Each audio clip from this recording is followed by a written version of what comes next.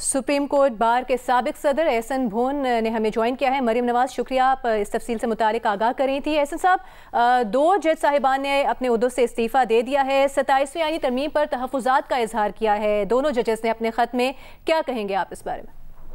मेरा ख्याल है मेरे मोहतरम जज साहिबान जिन्होंने रिजाइन दिया है और ये उनकी अपनी विल है।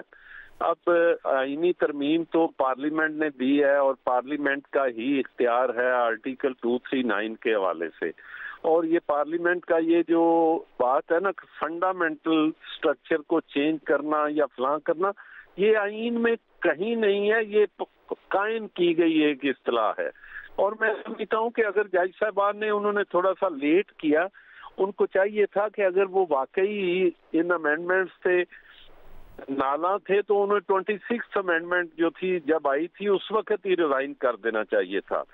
उसके हवाले से जो मैंने सारा रेजिग्नेशन पढ़ा है मोहतरम जस्टिस मंसूर अली शाह साहब का, उसमें ये लिखा है कि मैंने उस वक्त मुझे कम से कम ये एक उम्मीद थी कि मैं बैठ के full court meaning thereby के और एक साल अगर कोई ऐसा मौका मिलता किसी सेल्फ सर्विंग जजमेंट का, क्योंकि जज साहबान ने हमेशा अपनी पोजीशन को मुस्तहकम करने के लिए जो भी किया है और जजमेंट्स दी हैं, आईन को प्रोटेक्ट करने के लिए कम ही दी हैं। आपने लास्टली देखा जो रिजर्व सीट में था उसमें भी सिर्फ दी गई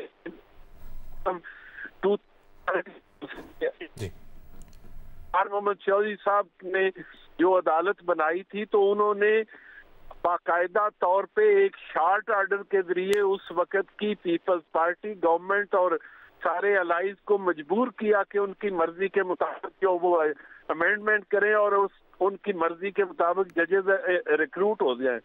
इसलिए अभी आपने माजी करीब में देखा है कि जस्टिस एजाजुल एहसन साहब ने रिजाइन किया और वो खामोशी से रिजाइन दे के चले गए। इसी तरह जस्टिस मुजाहिर अली अकबर नकवी ने रिजाइन किया। उस वक्त हमारे यही मोहतरम जज सुप्रीम जुडिशल काउंसिल में भी थे, सुप्रीम कोर्ट में भी थे, उनकी रेजिग्नेशन पे तमाम ने खुशियां मनाई। इसलिए ये प्रोसेस का हिस्सा है। डेफिनेटली जब उनको अपना कैरियर जो है वो सामने जो है वो डूम नजर आ रहा है, तो मैं समझता हूं कि उन्होंने दे दिया तो ये उनका जाती इशू है, इसमें पॉलिटिक्स नहीं होनी चाहिए। पॉलिटिक्स जो पार्लिमान है, पार्लिमान का एक इख्तियार है आईन में तरमीम करना, और खास तौर पे कॉन्स्टिट्यूशनल कोर्ट के हवाले से तो मैं बड़ा खास तौर पे ओपनली ये कहता रहा हूँ कि 2007 में जो चार्टर ऑफ डेमोक्रेसी था उसमें जनाब मियां नवाज शरीफ, मोहतरमा बेनजीर भुट्टो, जनाब मौलाना फजलुर रहमान, हाँ, और इमरान खान साहब ने भी उसको एंडोर्स किया। आज अगर कॉन्स्टिट्यूशनल कोर्ट बन रही है तो मैं नहीं समझता कि ये जो जज साहबान बैठे होंगे अभी होंगे, ये 4 साल बाद 6 साल बाद हर एक का कैलेंडर है, चले जाएंगे, किसी ने 200 साल नहीं रहना। लेकिन ये आने वाली हुकूमतों के लिए ज्यादा सख्त होगी, क्योंकि इसमें जो भी जज साहिबान बैठे होंगे वो अपने माफी ज़मीर के मुताबिक, आइन के मुताबिक कॉन्स्टिट्यूशनल मैटर्स जो हैं उनको रिजॉल्व करेंगे। ये कह देना कि मैं सारे से बाहर होके आइन का सबसे बड़ा लंबरदार हूँ और बाकी सारी दुनिया को चोर कह देना, मैं ये समझता हूँ कि ये किसी बंदे का इख्तियार नहीं है और ना कहना चाहिए। इसलिए जज साहिबान सारे इक्वल हैं और मैं समझता हूँ कि पार्लिमान का जो इख्तियार है उसको मानना चाहिए और पार्लिमान के इख्तियार के लिए इसीलिए हम कहते हैं कि ये जो अपना अदारा है इसको डेवोल्यूशन की तरफ अगर जाता है और बाकी आम आदमी लिटिगेंट के लिए ये बेहतर चीज है, तो आप कैसे कह सकते हैं कि जी इसने सिर्फ ये है कि अगर आपको मौका नहीं कॉन्स्टिट्यूशनल कोर्ट में जाने का मौका नहीं मिल रहा तो आप कह दें कि ये कोर्ट जो है इसने सुप्रीम कोर्ट की जो है वो हर चीज जो है कॉन्स्टिट्यूशनल जो है जुरिस्डिक्शन उसको स्ट्रिप कर दिया और फ्रैक्चर कर दिया। मैं समझता हूँ कि ये बिल्कुल नहीं ऐसी बात करनी चाहिए थी। उनको रेजिग्नेशन उनका हक है, लेकिन बाकी सियासत नहीं करनी चाहिए जज साहबान। सही। एहसन भून साहब, दोनों जज साहिबान ने अपने इस्तीफे में एक मुश्तरका बात कही है, उस पर आपकी राय जानना चाहेंगे। जस्टिस मंसूर अली शाह ने भी कहा है कि 27वीं तरमीम ने हमारी आईनी जमहूरियत की रूह पर कारी ज़रब लगाई है, जबकि जस्टिस अतर मिनल्लाह ने भी लिखा है कि हकीकत यही है कि आइन की रूह पर हमला हो चुका है। आपकी क्या राय है इस पर?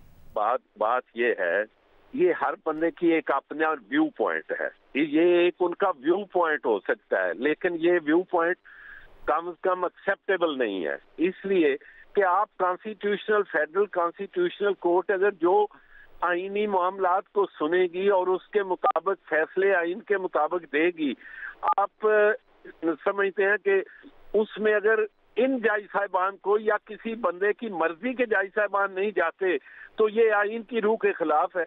अगर इन तमाम दोस्तों को ले जाया जाए, उनके सारे रेजिग्नेशन की स्पिरिट भी ये है कि मैं अब वो आईनी मुकदमात नहीं सुन सकता। भाई आप अगर दयानतदारी ईमानदारी से काम करना चाहते हैं तो आप मेरे और आपके जो आम लिटिगेंट का मुकदमा है उसको डिसाइड करें ईमानदारी के साथ और अपनी काबिलियत के साथ। आप क्यों हर लम्हे पॉलिटिक्स में अपने आप को ले जाना चाहते हैं? इसलिए मैं समझता हूँ कि ये उनका अपना एक व्यू पॉइंट है, इसमें हकीकत या कोई आईनी बात नहीं है। एहसन साहब, खतूत भी लिखे गए जज साहिबान की जानिब से और मुतालिबा किया गया था कि एक फुल कोर्ट बुलाया जाए। ये कहना है इन दोनों जज साहिबान का ख़ास तौर पर अपने इस्तीफ़ों में कि अदलिया को मातहत कर दिया है हुकूमत के नीचे 27वीं आईनी तरमीम के ज़रिए। मैं नहीं समझता कि अदलिया को मातहत, ये जो फेडरल कॉन्स्टिट्यूशनल कोर्ट है ये आईनी मामलात को ही देखेगी, ये तमाम मामलात को देखेगी। हुकूमत का इसमें क्या है? हुकूमत जब जज लग जाता है उसके बाद वो किसी का नहीं रहता। ये जज साहबान मैंने और आपने नहीं लगाए थे, ये उसी वक्त जनाब इफ्तिखार मोहम्मद चौधरी साहब और उस वक्त की हुकूमत ने लगाए थे, जो हुकूमतें बाद में चीखती हैं। ये जज साहबान उस वक्त फेवरेट तरीन थे PMLN के, ये फेवरेट तरीन थे बाकी जमात। ठीक है। एहसन भून साहब, साबिक सदर सुप्रीम कोर्ट बार, अपनी राय दे रहे थे। बहुत शुक्रिया आपका।